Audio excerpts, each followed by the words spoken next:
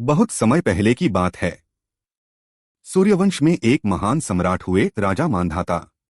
वे केवल अपने पराक्रम के लिए ही नहीं, बल्कि धर्म और भक्ति के लिए भी प्रसिद्ध थे। कहते हैं उनके शासन में प्रजा इतनी सुखी थी कि न कोई अपराध होता, न कोई दुखी रहता। फिर भी राजा मांधाता का मन संतुष्ट नहीं था। वे सोचते, राज्य और वैभव तो मुझे मिला है, लेकिन क्या यही जीवन का लक्ष्य है? क्या केवल प्रजा का पालन करना ही पर्याप्त है? अगर ईश्वर की कृपा न मिली तो यह सब वैभव क्षणिक है। इसी विचार ने उनके मन में तपस्या की ज्वाला जगा दी। एक दिन उन्होंने अपना राजपाट मंत्रियों के हाथों सौंप दिया और वन की ओर प्रस्थान किया। राजा ने कठोर तपस्या शुरू की।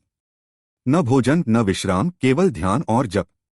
उनकी साधना इतनी गहन थी कि देवता भी विचलित हो उठे। स्वर्ग में हलचल मच गई।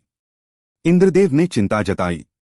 यदि मांधाता की तपस्या ऐसे ही चलती रही तो उनका तेज इतना बढ़ जाएगा कि स्वर्ग भी डगमगाने लगेगा।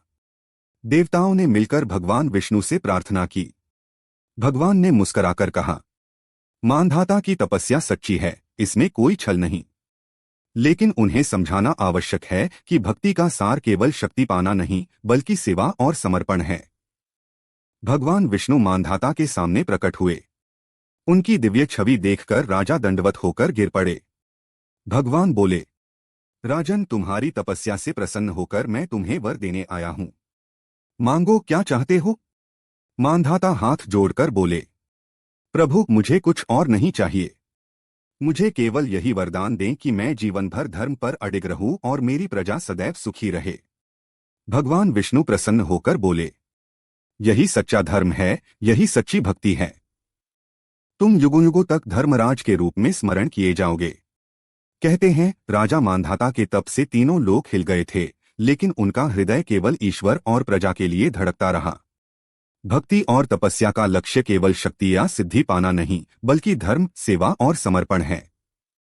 यही कारण है कि राजा मांधाता आज भी धर्मनिष्ठ राजाओं के आदर्श माने जाते हैं। मुझे कमेंट बॉक्स में बताइए कि यह कथा आपको कैसी लगी और चैनल को लाइक व सब्सक्राइब जरूर करें।